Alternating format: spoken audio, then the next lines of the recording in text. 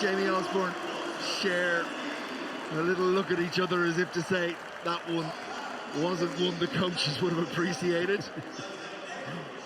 But it's been another good workout for Tadhg Furlong as he comes back to full fitness. Porter, Soroka, all of Leinster will be happy with their evening's work. Not perfect, but when you beat one of the brothers on the island by 41 points to 17, you'll take that every time. Ian Madigan.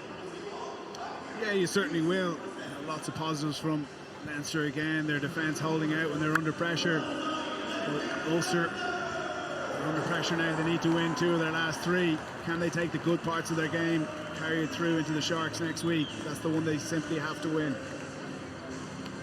And the injury profile will be something that really concerns Richie Murphy and that Ulster team. It'll be important that they get as many back to fitness. They just don't have the depth. Well, no one has the depth that Leinster have. And those injuries this evening, proper concern. Mikey Lowry in particular, we wait to hear his prognosis.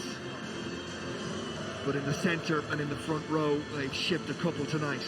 Yeah, in the centre in particular, James Hume, Stuart McCluskey, Stuart Moore, Ben Carson. Going to go deep into the depth chart there, but lots of good footballers in that back line there. We can maybe see Jacob Stockdale move into the centre next week. He was excellent tonight. But yeah, another good run out for that man there. Dan Sheehan, more important minutes under the belt of Tadhg Furlong. He's put together a run of games.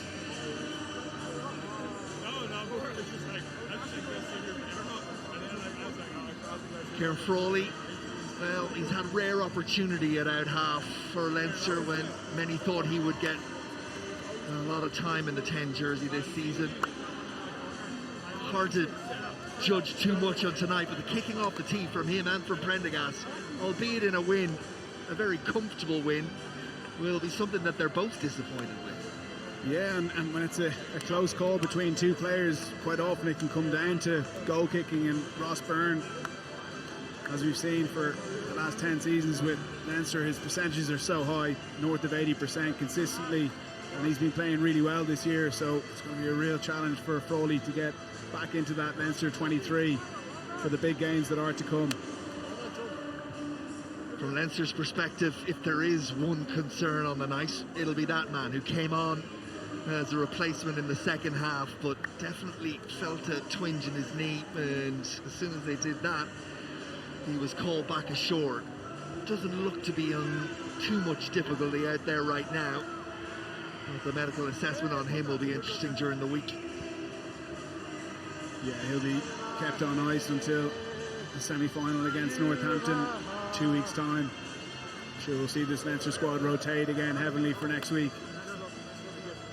Richie Murphy comes down and congratulates the Leinster players, commiserates with his own.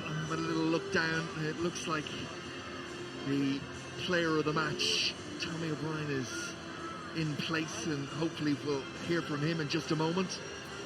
Tommy, congratulations, you are the URC BKT player of the match. I'll get Conor Rochford to give you your medal.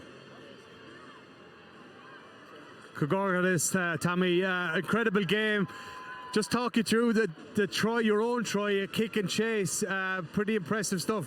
Yeah, it was a very physical game. Yeah, I thought I kicked it a little bit early. Nathan read it well, but bounce the ball went my way, thankfully. And talk about kicking, what you did for Dan's try as well. Could you see him out of the corner of your eye? I saw him out of the corner. I always slag Dan for hanging around on the edges, scoring some amount of tries, so he's obviously doing something right. But you're enjoying that playing in this back line. It's been a pretty impressive couple of weeks for the squad. Oh, 100%, yeah, we're loving our rugby at the moment. I've got a run of games there recently now, so really enjoying my rugby. Just with the competition for places as well, you really have to be on your game, don't you? 100%, there's so many competitive players in our squad, so you got to be on it to try to get selected, and that's what everyone's doing, putting their hand up for selection. Just on the game tonight, it's always tough in a derby match, and Ulster put it up to you. They were in the game right towards the end. You just seem to pull away at the end, but it's a typical derby match. Oh, 100%. I played them twice last year and lost twice last year, so we don't take anything for granted. I played them a good few times and lost a couple of times, so it's very sweet to get this win. Gormila Maga, Tommy, well done tonight. Let's talk about Tommy O'Brien first of all, lads. playing himself onto the Ireland summer tour, you would imagine, Simon. Yeah, I think so. His form, certainly dictates that. He's been flying it for Leinster. I thought the moment of the match for me, anyway, was that crossfield kick off of the line break that he regarded that chip and chase. It was something beautiful, but he gets stuck in. He does the hard graft for his team. And yeah, he's got the finishing touches to boot. So yeah, he's a man in form and playing really well, and very important player for that Leinster side. Straight into the Ireland squad, Stevie. Bit of rugby still to be played this season. The thing is, with him over the next number of weeks now, how much game time is he going to get? You know, when the bigger games come rumbling around. So he's certainly not first choice at Leinster. But he played well tonight. He's put himself in the shop window. Thought Jimmy O'Brien also had a few nice touches. He's got a great bit of pace as well.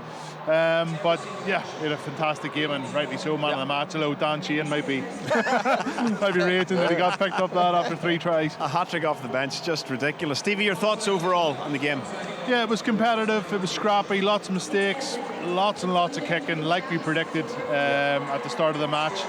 But I just thought Leinster brought a wee bit too much power in the second half, and Ulster, with all the forced changes that they had to make, there was no flow to their game. They couldn't get into the outside channels that often, and they didn't have as much punch up front as they would have needed to beat Leinster. So, look, a valiant performance by them. They can go away and something to build on, I think, after their performance in Bordeaux as well.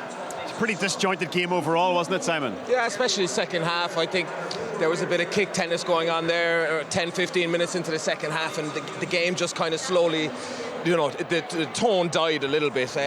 But yeah, Dan Sheehan, huge impact, got Leinster over the line, hat-trick hero, so yeah, they'll be happy with that result. Yeah, well, Ulster did do the double over Leinster last season. That does feel like an awful long time ago on the evidence of this season. Hard for anyone, though, to compete with the team that can bring the first choice Ireland front row off the bench and have a guy like Dan Sheehan propping up to score a hat-trick in the second half. More analysis when we come back.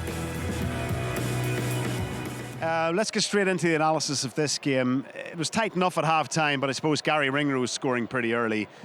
You knew the writing was on the wall at that point, Stevie. Yeah, you talk to your teammates and the coaches in the changing room, you just want to get out and get a good platform, but straight away off the kick-off with Ulster, they went to phase, then knocked it on. There was a penalty advantage off this, but lovely hands from Leinster. A good talking to at half-time, because the handling just wasn't good enough in the first half. Too many errors, and Gary Ringrose finds himself on the wing. And this actually got brought back. Was it a little knock-on, Zeebs? Yeah. You were maybe thinking it was? Yeah, I thought it was, potentially, but you know what, the ref didn't see it that way, and that's the all-important thing. But the classy handling on the edge there to put Gary away was what really stood out for me. Just crisp passing, all balls out in front, and yeah, well-executed try, but yeah, 50-50 for me on that, whether it was a knock-on or not. Yeah. If he drops the ball and he's facing forward, is it not more than likely it's a knock-on? Yeah, I think the camera angle as well, it Yeah. almost came sideways. But with the penalty advantage, Alan O'Connor went up to the referee, and I could see him, he just walked away and threw his hand up like that, disgusted with the decision. But yeah, you need things to go your way on nights like this if you're going to hang in there. What you don't need is for Dan Sheehan to come off the bench. No. Have you ever seen a player score a hat-trick in 19 minutes before, Sam? Not even you, but not even Zeebs. I'm the wrong person to ask here, potentially. I'm not sure, but the man is, I love watching him play. I think he's such an amazing talent. It's the athleticism, the all-round skill that he has, the physicality. He just finds the try line no matter what. He has that winger's instinct to finish tries, which I love to see. But credit where credit's due, the regather and the creativity. That's it, the vision. It's a game full of structure at times, but when you see moments like that, in particular in Irish rugby, when you see moments like that from Tommy O'Brien, fair play, you gotta tip the hat. That is world class. And here again, Dan Sheehan, his work rate, just finding himself in the right position at the right time, again like a winger, popping off Sam Prendergast's shoulder. It's his all-round game, but yeah, today his finishing was immense, and he had a huge impact on Leinster, even the short amount of time he was on the pitch. He's unbelievable. He reminds me, like, he's a mix between Shulk Brits and like Bongi and Benangi. He's like both of those guys. That's a random pair. It's random, but he's got the muscle, he's got the brawn, he's got the line-out accuracy, but he's also got the quick feet, the speed of Shulk Brits. Like, he is phenomenal. And if he was a footballer, you'd say he has the striker's knack of always being in the right place at the right time, Stevie. Yeah, but the reason he's out there and holding his width so a lot is because he is such a good athlete. You know, the coaches are telling him to hold his width. Some of the plays that are coming up, he's out there for a reason. But it's also his work rate.